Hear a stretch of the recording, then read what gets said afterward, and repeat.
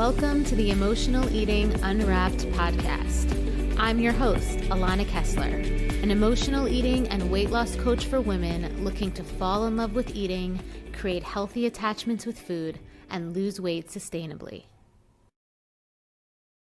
Hello, and welcome to our first episode. Well, the first episode I'm recording in 2025. Welcome to Emotional Eating Unwrapped. I'm so happy to be here. I can't believe this is the third year that we're doing this podcast. I started the podcast in 2023, did an episode almost every week in 2024, and now we are in 2025. So everyone who's been following along on the podcast for the last, year and change, I'm so grateful for you. I'm so happy that this podcast is serving you. And this episode is not going to disappoint because I am going to be chatting with you today about stress, sleep, and snacking, and how your exhaustion or how being exhausted fuels emotional eating. And I know that especially this time of year after the holidays, in the winter time where there's not as much sun as we usually have, especially on this side of the world. If you're listening in New Zealand or Australia, I know that we have listeners there. I have people from that side of the world in my programs as well. I know that it's summer for you, so it might not be the same.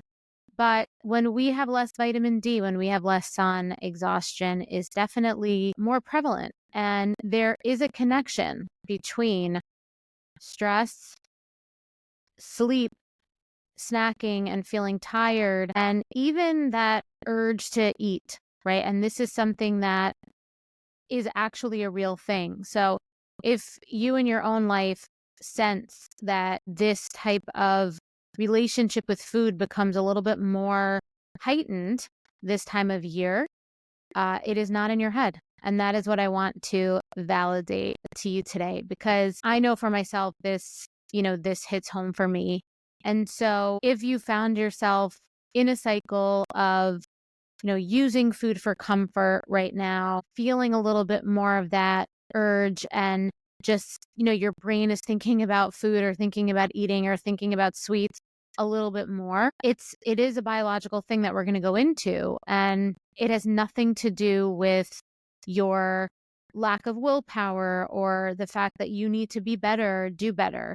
There's actually a lot going on in your body that's driving these cravings. And it starts with prioritizing, minimizing stress, and making sleep something that you put effort into having more of, and not just being in bed, but actually having good quality sleep. Okay, so let's talk about a little bit what's going on behind the scenes when you are sleep deprived or when you are feeling stress. Because like I said, it's not just in your head. There's a real biological reason why you are reaching for these salty, sweet, crunchy foods, after a long day or in the middle of a day, right? Where, you feel like you might need a pick-me-up, or you have brain fog, right? And you feel like you might need to get a snack. So let's go into it. So when you don't get enough sleep,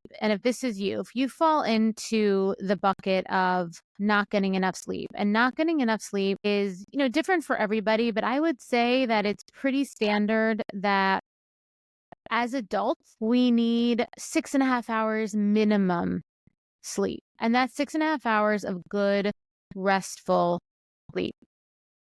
Okay, because what happens is when we don't have enough sleep, especially when we don't have enough sleep over a continuous period of time, even to the point where we might still be able to function. And so here's the catch-22, is that you might be saying, oh, I get 5 hours of sleep and I can be productive and I can function well, and I don't feel that feeling of I'm going to fall asleep in my chair.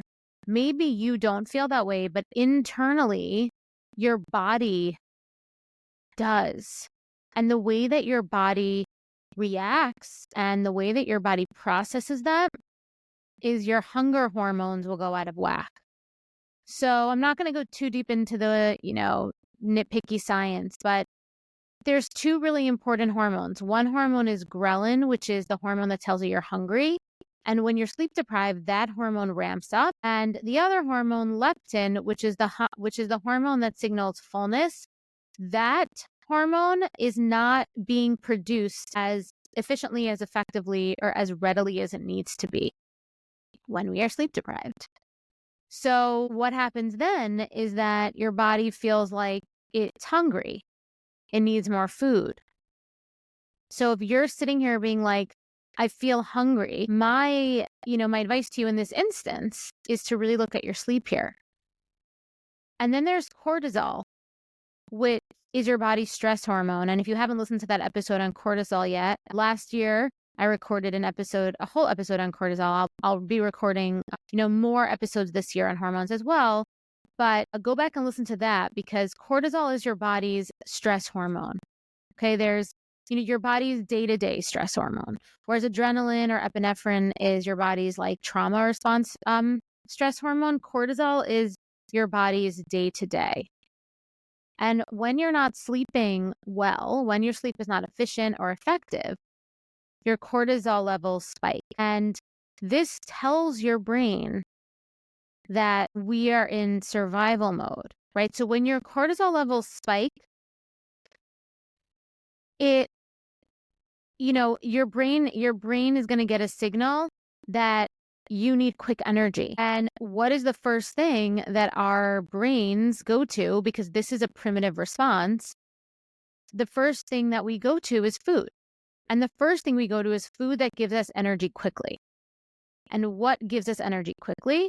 What molecular compounds break down into energy quickly? It is sugar compounds, right? Specifically, simple sugars. So, high sugar food, candy, right? Things that don't need so much energy to break down, right? So protein takes energy to break down. It takes a little bit longer. It doesn't give us quick energy. In fact, protein is a muscle builder. It's much more of a builder in the body, right? So what gives us energy is carbohydrates, right? And this is a whole other conversation, but it's why this is important for us to eat carbohydrates in our diet on a regular basis. But what gives us that quick energy is simple sugars, which comes from ice cream, which come from potatoes like fries, right? And then adding to that is that mouthfeel that we like, right? That's comforting. So when we're sleep deprived, there's also a part of us that is more apt to be seduced by wanting to feel comforted and relaxed, because there's this edginess that we have subconsciously. And so we end up getting more, seduced, or, reaching more for those foods like greasy, oily, high fat foods like fries or ice cream or something like that. So, and this is something that we often will then say to ourselves, oh my God, I have bad willpower, or we blame it on ourselves. And the thing is like, it's not really you. It is you because it's your biology, but it's not something wrong with you.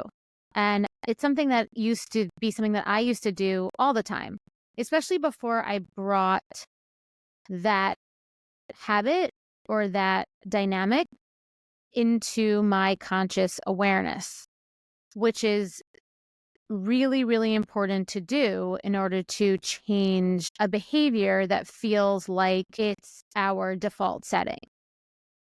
So for me, I would come home from work or I would come home after a long day, and I would immediately, again, when I was not so conscious to this biological connection between exhaustion and, hunger and hunger hormones and all this stuff, I would eat whatever was easiest. And as an emotional eater, or as somebody that also struggled with body image and things like that, that often was a very slippery slope towards a binge, or towards feeling bad about myself, or towards getting into an obsessive cycle loop about food and about my weight and all that stuff, because like that one unconscious moment that was stemming from something that was biological would lead to a night or even a couple of days of feeling, of emotional eating or just feeling low self-worth, low self-esteem.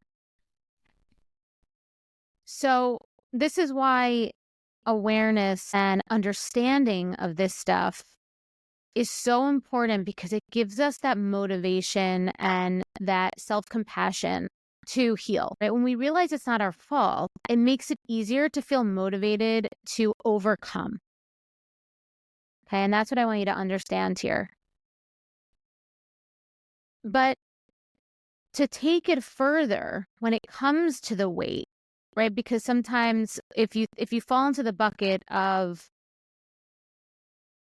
well, I also feel like I can't let go of weight, it's because, even if you are, right? So let's say that you then become more conscious of what you're eating. You then become more conscious of making more aligned decisions in the moment. And you still find that potentially the weight's not being released in your body.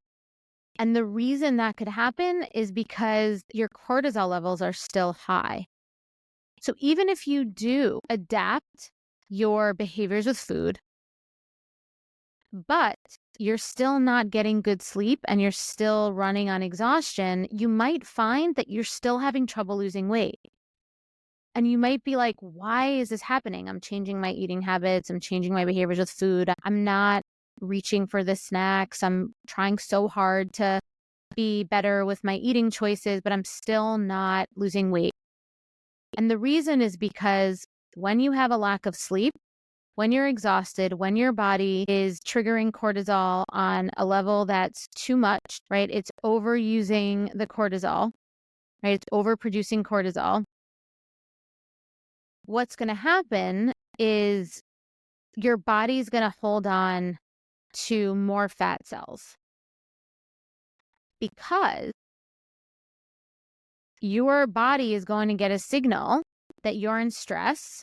And one of the protective mechanisms and one of the ways that we have evolved as humans to survive is our fat cells. Our fat cells are protection. They are a form of protection in many ways. They're a form of protection as far as cushioning, but they're also as cushioning for our organs, right? But they're also a form of protection because fat cells secrete certain hormones for survival. The problem is when we don't need those hormones and we have the fat cells, they're kind of self-regenerating, which is why healing your hormones helps with releasing fat and releasing weight. Okay, so, and sleep is probably like the most, that and having a well-balanced composition of nutrients. Those two things together are what impact your hormones the most, right? Sleep, well-balanced nutrients, right? For the most part, like 80-20, I'd say. And, energy hygiene, which I talk about a lot as well. So, making sure you have good energetic boundaries, your relationships are good, the environment that you put yourself in is not triggering your nervous system, right? So all these things are really important, but sleep is huge. You can heal so much with good sleep, okay? Good sleep also helps with decision making. Okay, like think about when you're running on empty. It's like brain fog is more prevalent. It's really hard to make mindful choices because the prefrontal cortex doesn't work as well when you are sleep deprived. That's a fact. I remember what it felt like to be stuck in the cycle of emotional eating. I tried every diet out there, counting, tracking, restricting, but nothing ever worked. Food controlled my life, my thoughts, and I constantly felt guilty after eating. But once I learned how to heal the emotional triggers behind my eating and trust my body, everything changed. I stopped obsessing over food, the weight started coming off naturally, and I found real freedom in how I ate and lived. So I created the Sober Eating year-long mentorship to help other women experience the same transformation. So you can stop battling with food, you can lose weight without deprivation, and you can feel confident in your body again. In this mentorship, you'll have access to my proven nervous system rewiring method. You'll have access to live coaching with me, weekly accountability, and a community of women who truly understand your journey. You'll also have free access to my signature programs, the Emotional Eating Solution and Decoding Permanent Weight Loss, valued at $2,000. Click the link in the show notes to explore the mentorship today. You don't have to do this alone. I'll be right there with you every step of the way.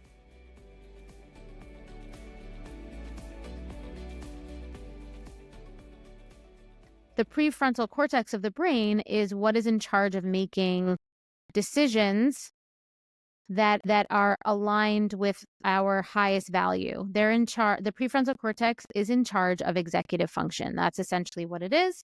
And it's why it doesn't develop till we're 25 years old. And it's why we sometimes make questionable decisions before that. However, it does become compromised with a lack of sleep as well. It's why we could find ourselves feeling like we don't know why we made this decision, or we don't feel in control, because we are not in control when our executive function is compromised because of a lack of sleep. Okay, I remember, this is just one example, but I think I was waking up super early to be teaching yoga. I think I was teaching yoga starting at 6 a.m. And I was like in my mid to late 20s, and I was going to sleep at like 11:30, but I was waking up at like 5:15. And on the outside, I was fine. Like I woke up, I wasn't exhausted. I didn't have that exhausted feeling. I was able to be efficient, function, teach, I felt good. But when I think back, that was a time when I was still struggling, with my weight and with my, with like I had healed my, abusive relationship with food for the most part, but I was struggling with dropping weight. And I was struggling sometimes with my hunger cues and like being able to really stop eating when I was satisfied. And I wasn't like, it wasn't a problem, but it was like there was still this maybe like these pounds and the way that I wanted my body to look, it wasn't quite happening. And when I think about it now, or I've thought about it before, but now when I'm talking about it now, it was because of my sleep, right? My body, my biology wasn't allowing me to release the weight. It's when I stopped teaching yoga that early in the morning and I started getting a little bit more sleep, just like another hour and a half. That and, other choices that I made in my life as well, the weight came off. That's when I say like around, so my birthday is actually tomorrow. I'll be 44 years old. And today is January 7th. I'm recording this. My birthday is on the 8th. And this was about like 28, when I was 28 years old that I realized this. And by the time I was 30, that's when I really kind of dropped all the weight that I ever was holding on to, that 40 pounds. The sleep made a massive, massive, massive difference for me. Okay, huge difference for me. So how do we break this cycle? Okay, how do we break the cycle of being exhausted, having too little sleep, maybe reaching for snacks, triggering our cortisol level, compromising our hunger cues? How do we break this cycle so that we can reconnect with our body? And the amazing thing about the body is that once you get it into alignment, it really it wants to release the weight. It doesn't it wants to be its best. And so once we set it up to win, the weight usually comes off. The harder part is these habitual, behaviors that we've made with food and these emotional attachments that we've created with food that we have to kind of reprogram our brains and our nervous systems around. But the weight part is usually the easier part. Okay, so let's talk about sleep. So, we've heard those cliche things before, do a sleep routine, make up some sort of routine, write in a journal, gratitude. Okay. Like I'm all for having these organized programs, but let's be real, none of us do it.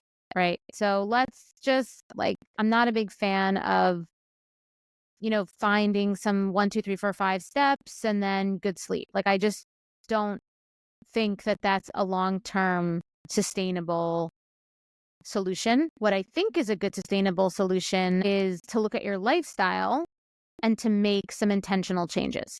Okay. So one thing you could do is have energetic boundaries for yourself after a certain time of day.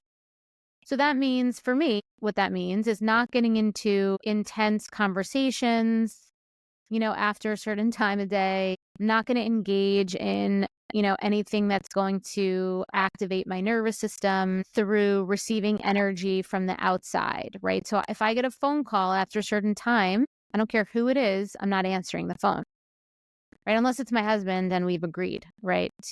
We've agreed. So my nervous system knows that I'm on alert for that call and it's a different situation. But anyone else, I'm not answering that, right? I get a text message or a notification or DM or something like that after a certain time, not happening, not answering it, right? Like anything that's going to pull me out of any kind of nervous system regulation, I'm not doing after a certain time of day. And that's an energetic boundary that, you have to practice in your life to do. You have to deal with the discomfort of the reactions, the responses, the internal judgments that you're going to have around yourself for doing that in order to make this successful. But that's one of the most successful things that I have done for myself that has really, really preserved my peace and preserved my sleep. It is not rude to put yourself first like that. In fact, it is really, really necessary. I've had clients, I've seen people who've done just about everything else, right? They've changed their relationship with food. They've started, doing really good things with food, but they're not able to put up energetic boundaries with people and they just can't hit their goals. This is a huge one, right? It's not always about the food. That's something to remember. All right. This is one that is, I think, this is one that a lot of people talk about, screen time, cutting back on screen time before bed. And that's for a couple of reasons. One is the energetic boundaries that we've talked about before, but the blue light messes with, the retina, messes with the brain and the eyes before sleep also. Some people will say that it makes them tired, but I'll tell you right now that there's a difference between falling asleep and efficient sleep. And maybe the screen helps your eyes get tired so you fall asleep, but oftentimes you're not getting the best sleep. And so if you have that happening where you're like, oh, I'm falling asleep easily, but then you still find yourself with these, brain fog, difficulty, stopping yourself from reaching for these sugary or salty snacks, you're having difficulty with weight loss, you feel edgy, but you feel like you're getting out you're getting maybe 6.5 plus hours of sleep, ask yourself about the screen time and see if your sleep is actually effective and efficient. Okay. So, what can you do instead of screen time? You can read a book. So I've started reading books because I'm in a book club now and it's really, really great. And the books really help because it kind of gives you that eyes get tired feeling without the blue light. So I love that, right? Also, you'd be surprised what happens when you just let yourself close your eyes and breathe. I know it's like counting sheep is like that cliche thing, but I don't know. The other night I did it where I just kind of let myself breathe and relax and just intentionally just relaxed and it worked. So I don't know, teach their own. And then another thing that you want to do, and this is more food related, is because the reality is that emotional eating in these moments are probably going to happen regardless. Because like I always say, healing from emotional eating is never not emotional eating. It's really just having the awareness of the fact that, healing from emotional eating is when you're able to recognize that food is something that you turn to as a coping mechanism, but there's this space between that recognition and actually using food and abusing food to numb, to distract. And if you can make a conscious decision about that, then you're actually healed, right? So, right? Like healing from emotional eating is not all of a sudden never emotional eating. When we're struggling with emotional eating, it's because it's unconscious and we feel out of control. But having control is healing. So that being said, having safe snacks in your house for those moments when maybe you do reach for food when you get home is massive, right? So it can be like a handful of something, a piece of fruit, popcorn. I know for me, definitely over the last 2 weeks over this holiday break and a little bit after New Year's when we had a huge snowstorm here and I felt stir crazy and my routine was off, I definitely was coming up against a lot of that emotional eating energy. And I definitely ate when I wasn't hungry, but I had my safe snacks around, like apples and, little single servings of this and that I've created and cultivated over the year, that I know that when I eat those things, it's not going to trigger me to feel guilt, right? Maybe I know consciously that I didn't need to eat it, but like I said, it's not healing from emotional eating is not never emotionally eating. Okay. We don't have to be perfect with this, right? We just don't want to get into a situation where we're, treating ourselves terribly, putting ourselves into a situation where we feel like where we feel disempowered. We don't want to feel disempowered, right? We want to feel empowered.